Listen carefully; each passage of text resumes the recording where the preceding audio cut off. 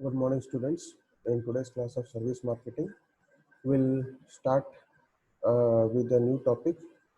Just we have started a few points in the previous class. We'll continue from there. In the previous class, we were studying about what is consumer behavior and what are the various factors affecting the consumer behavior in case of services. Under that, we have studied certain factors that affect services, consumer behavior while buying services. Those are the social factors, the cultural factors, the psychological factors, the personal factors, the economic factors. All these factors we have studied, and about all the various sub factors included in these factors we have discussed in previous classes. In the previous class, we had started with a discussion on the topic about the distinctive behavior, consumer behavior patterns towards services. I discussed 3 points because when we are talking about consumer behavior and we are concerned with the consumer behavior patterns towards services because this is service marketing paper. So when it comes to services, the consumer have certain distinctive consumer behavior. So we have to understand this distinctive consumer behavior pattern so that we'll be able to provide the consumers with a better offering, service offering, and can satisfy the needs and wants of the consumer. So the first point that distinctive feature we have studied in the previous class is that in case of buying services, the consumer generally depends on personal sources rather than non-personal sources to gather information about the services. Why people depend on personal sources? When we say personal sources means family, your reference group, your friends, relatives. So why do people generally depend on the personal sources? Because whenever any person is buying a particular service, there is a certain perceived risk attached with it. Since the service cannot be touched, since the service cannot be seen, since it is intangible. So people generally or consumers generally depend upon the uh, the word of mouth, positive word of mouth of these personal sources because they believe these personal sources rather than the non-personal sources. So while buying any service offering, the consumers are generally dependent on personal sources more rather than the non-personal sources.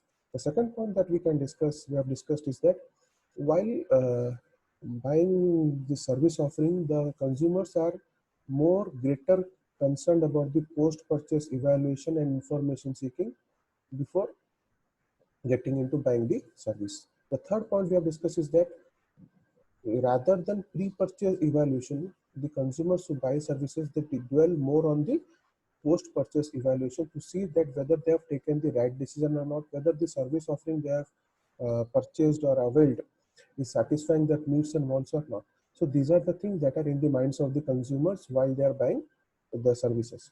So there are certain other distinctive consumer behavior patterns towards services that we are going to explore in this class. So,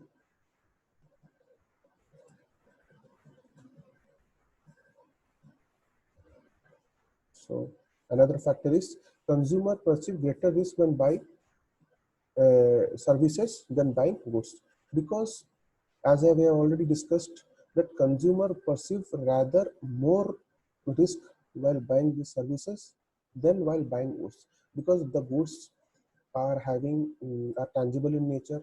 The goods can be seen, can be touched. So the features of the goods are very standardized. All goods produced by a particular brand will have the same features, the same specifications, the same amount of quality. But the services, since it is heterogeneous, since it is intangible,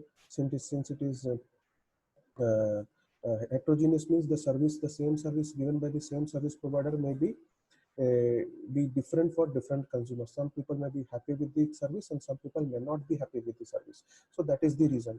So since the service is heterogeneous in nature and it is the service is intangible in nature, since these are some characteristics of services which affect the this buying pattern of the consumer because the consumer feel greater risk that is attached to the services because the service is heterogeneous and is intangible. That is the reason while purchasing or while deciding to buy a particular service offering, the consumer behavior is that they have greater risks while buying the services, but this is not the case in case of buying of goods. Another point is that consumers evoked set of alternatives is smaller with the services than with goods. Evoked set of alternatives means what is the alternative that is available to the consumer to before making the purchase.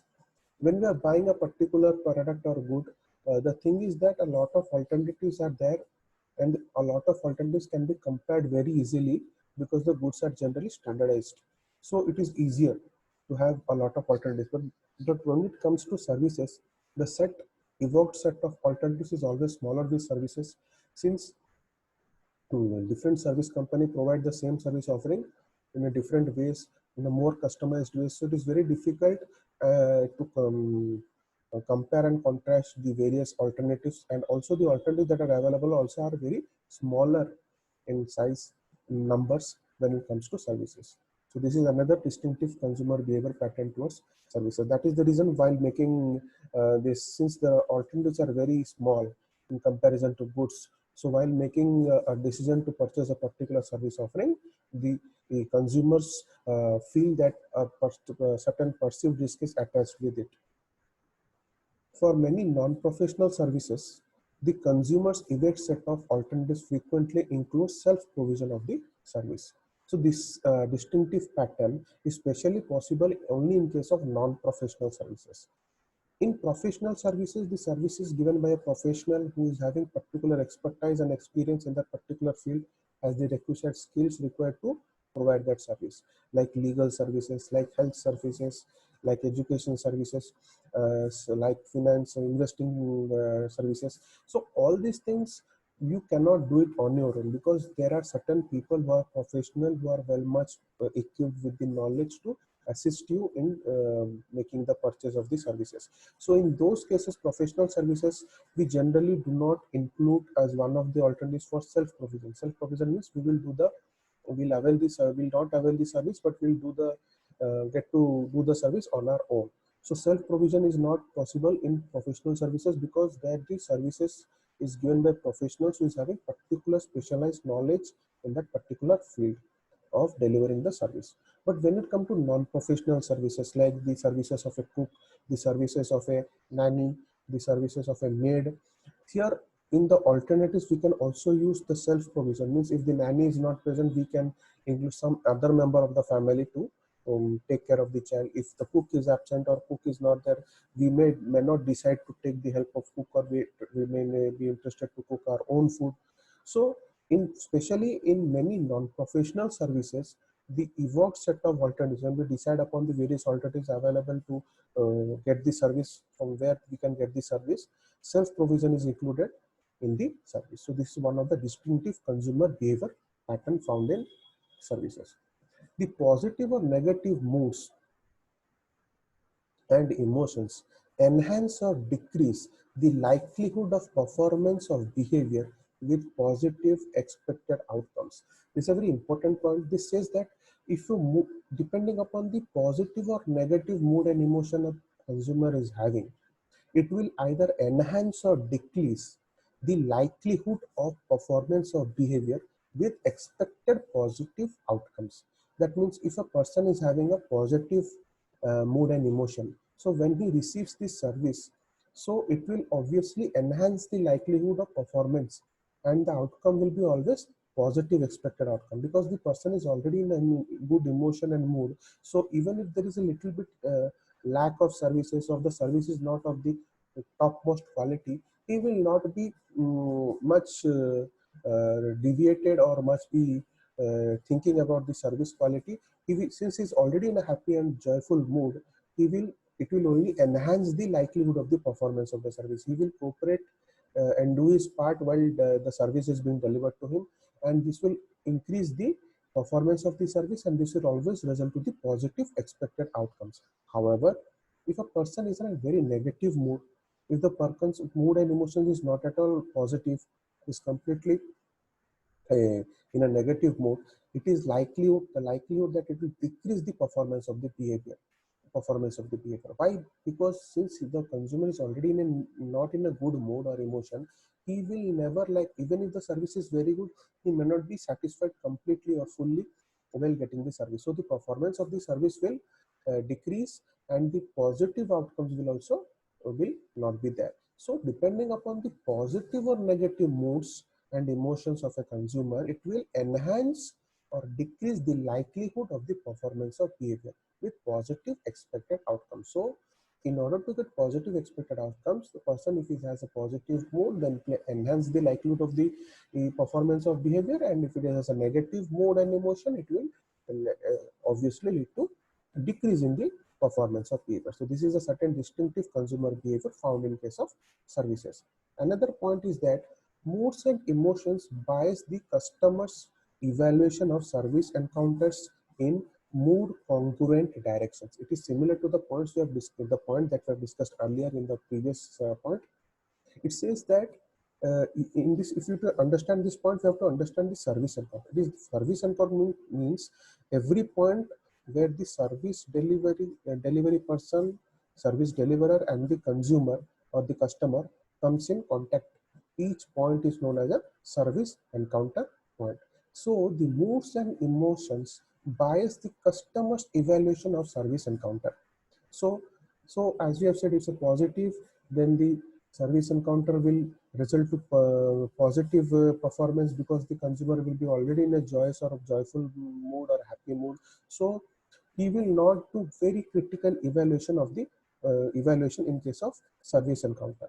Whereas if the person is not having a very positive mood, is completely agitated or pissed off due to certain or his mood is not well, then he will critically evaluate the various service encounters. So the moods and emotions and customers' evaluations of service encounters will be mood congruent. Mood congruent means as per the mood of the consumer, mood congruent direction. So similar, so simply, if we put it in one sentence, if the mood and emotion of the consumer is happy, is positive, then the customer's evaluation of service encounter will be positive. Whereas if the mood and emotion of the customer is very negative, then the customer's evaluation of service encounter will be negative. So this is another distinctive consumer behavior pattern that is found in case of services. The moods of the consumer influences the way impressions of a service are encoded, retained, and retrieved by the customer. So what happens? The moods of the moods and emotions of the consumer, they influence the way the consumer sees the service, how the service is encoded, how the service is given, what is the service, how it is retained in the mind of the customers, whether he has a very joyful or positive image of the service after he has received the service, and retrieved by the consumer. That means whenever somebody asks in that whether the service was of good quality, and if he has a very good experience, then he will say a very good things, positive word of mouth. If he's not happy with the services, or while receiving the services his mood was not good, then he will say the service is of not good quality. So if he will give a negative word of mouth to the various people who are asking. So the mood of the consumer influences the way of impressions of a service are encoded, retained, and retrieved by the consumer. That is the reason the consumer has to also play a part in the delivery of the service, because in service is another characteristic is that is inseparability, which says that the service production and consumption happen simultaneously. So this is not the case in case of goods. Goods may be produced in one country and may be sold in another country. So while the delivery of the goods, the manufacturer may not be present at the same time, but while the service is being delivered, there is, since the service is inseparable and the production and consumption takes place simultaneously, what happens is that the service delivery is actually at the place where the consumer receives the service and the service deliverer delivers the service. So it depends upon the mood of the consumer. So that is the reason while giving services, the service delivery person always tries to make the mood and emotion of the consumer happy. He tries to soothe the consumer so that the consumer will have a good experience in the service, and he will have good memory and good cognition in his mind about the service. And whenever somebody asks him about whether the service was good or bad, then he can give a positive word of mouth reply. So this is the very important. This is a very distinctive consumer behavior pattern found in case of services. Another thing is that the greater the human interaction in service encounter, the more likely the customer's evaluation of the service will be influenced by the moods and emotions. So again, we already know about the service encounters we have discussed. If there is greater human interaction in the service encounter, it is more likely that the customer's evaluation of the service will be influenced by the moods and emotion of the consumer. That means that if there is a lot of interaction at the service encounter point, when the person interacts with the service provider or the service delivery person, so if the evaluation will be good, and it is influenced by the moods and emotion of the individuals. If the moods and emotion of the consumer is very good, then he will be very happy with the service encounter. He will be very happy with the way the human interaction is happening at the point of service encounter. So the evaluation of the service will be very positive, and he will be very relaxed, and he will say always that they say that the service was of good quality. Whereas when the moods and emotions of the consumer is very bad, so he's having a very bad day, and then he's receiving a service, and at that time, at the point of service encounter, there is a lot of human interaction. The service delivery person is interacting a lot with this with the customer. Then the consumer may feel agitated, may feel that the service delivery is taking a lot of advances and is not at all helping in the performance of the behavior. The consumer will feel that the service is of not good quality. So that is the main thing here is to understand is the moods and emotions of the consumer. In the last 3-4 points, we are only discussing about the moods and emotions of the behavior. It says that if the moods and emotions of the behavior is good, of the consumer is good, then then the service performance will be good, and it will lead to positive outcomes. The person, whenever there is a service encounter, he will be happy with the service encounter. If there is human interaction also, he will be very happy, and he will have a very positive and happy uh, experience in his mind. So whenever somebody asks whether the service was good, then he will say a very positive word of mouth reply will be given by him. Whereas if the mood and emotion of the consumer is not good, then it will always lead to bad performance of the service behavior, and it will also result to decreased performance. So this is something we have to keep in mind. That is the reason this consumers or customers moods and emotions are very critical in determining the service satisfaction level. Another point, distinctive behavior that comes in case of service is that the delivery of a service can be conceived as a drama, where service personnel are actors, service customers are audience, physical evidence of the service is the setting, and the process of service assembly is the performance. So a kind of understanding is being done by explaining this sentence, that if we consider that the delivery of service as a complete drama or a cinema, then the service personnel, the person giving the service, they are actors, they are performing their part, and the service consumers are audience. After the part has been performed by these actors, it may be appreciated by the audience or it may not be appreciated by the audience. The physical evidence is of the service is the setting. So how the drama has been set, how is the stage setting. So this is the physical evidence. So if you look at it by looking at the stage setting and the setting of the complete drama, we can say yes, the drama will be good or bad. So looking at the physical evidence, the consumer will be able to understand whether the service will be of good quality or bad quality. And the process of service assembly is the performance. So the way the service is being delivered, the process of service assembly will be the performance of these actors or the service personnel. So this is a way the whole this service delivery system has been explained to the explaining to the consumers. Service encounters can be viewed as role performance. Obviously, the service encounter, the various points where the customers interact with the service personnel or the service provider are known as service custom encounter points, and these service encounter points can be viewed as role performance, because there are certain roles they have to perform, and the better they perform the role, the more happy the audience or the customers will be.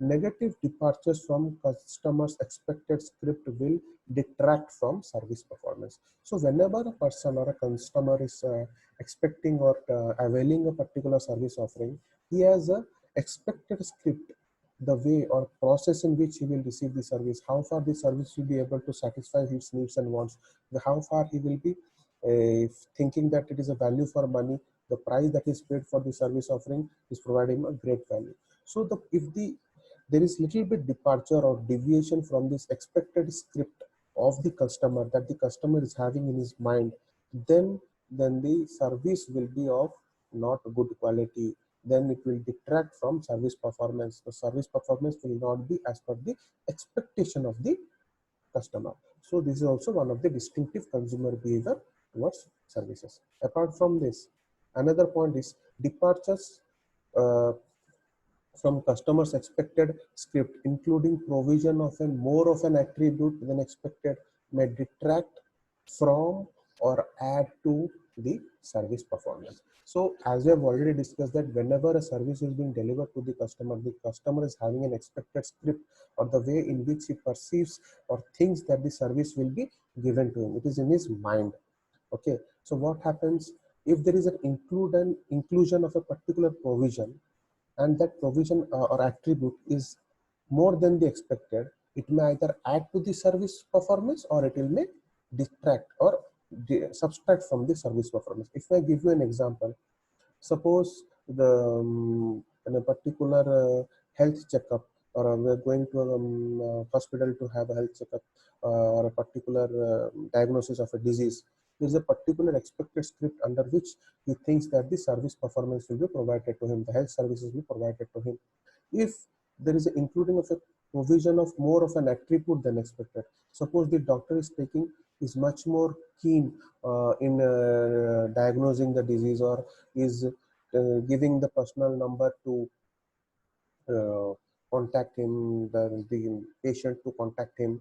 So this addition of a more provision, more than expected, I'll add to the service performance or detract or subtract from the service performance. How? The patient may feel that yes, the doctor is taking extra care of me. So this addition of an attribute than expected will add to the service performance. The patients or the customer will be very, very happy that the doctor is so much keen in their to see whether they are getting well soon, and whether they are getting the cure for the ailment or diagnosis of the disease is done properly. All the symptoms are properly understood and properly monitored by the doctor. But sometimes this over enthusiasm of doctors may also subtract or detract from the service performance, because the patient may see that the this regular monitoring of the doctor of the patient, will the patient may think that the doctor is being more obtrusive, and the privacy of the patient is not there because the doctor is keenly monitoring the patient. So a particular departure from the customer's expected script is that even if an addition of an attribute more than expected, it may either lead to a more addition to the service performance, or subtraction or detract from the service performance. So this is very uh, typical behavior, consumer behavior when it comes to services. Another point, distinctive consumer behavior that is present is that customer compatibility is a factor that influences customer satisfaction, particularly in high contact services. What happens in high contact services? The services where the Hmm. A lot of perceived risk is there, that the customer compatibility is a very important factor. If the customer is compatible with a particular service provider, a particular service delivery person, then he will be more satisfied. He receives the continuous service from that particular service provider. And if that particular service provider is not present, the person may not be interested to take the service from the company. Suppose a very big salon like Habib or Shehnaaz salon is there. So in that particular great this influential people or people celebrities, they will be, when they are going to a Javed Habib salon, they want that they should be given special treatment. There must be particular master uh, um, people who will be taking care of this celebrity. So this is a high contact service, and here the customer compatibility with the service provider is very important, because it will influence the customer satisfaction. If the particular service provider with whom the celebrity is much more compatible, is much more free, is available, then the celebrity or the rich person who is going to avail the services will be happy with the service, and there will be more customer satisfaction. But sometimes if another person is given with whom the particular customer or celebrity is not happy, is not compatible enough, then it will lead to less customer satisfaction. So this is particularly found in case of high contact services, where the customer compatibility is a major factor and it helps in influencing the customer satisfaction of the customer. The consumers attribute some of the dissatisfaction with services to their own inability to specify or perform their part of the service. Whenever a service is being delivered, the service is delivered at the point where the customer is present, because the service is the one of the characteristics of service is inseparability. So while receiving the service, the service provider asks for very fine questions to understand how the service will be customized as per the needs of the customer.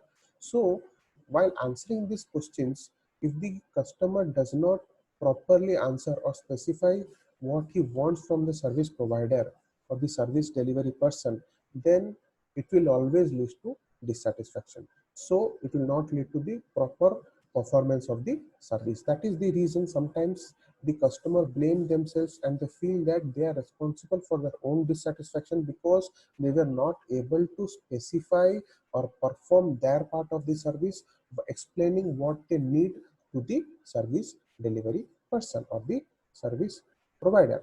If you let me give you an example for this, you will get an idea. If we go to a particular spa, or then the kind of services we need, we have to say tell to the service provider. If we are not able to specify what kind of massage or other salon or other features we want, then the service provider will not be able to provide us with that services, and obviously then there will be dissatisfaction of the customer, because the customer is not getting the service as per the needs, and the customer may also feel that he is responsible himself because he was first not able to explain the services that is needed by him.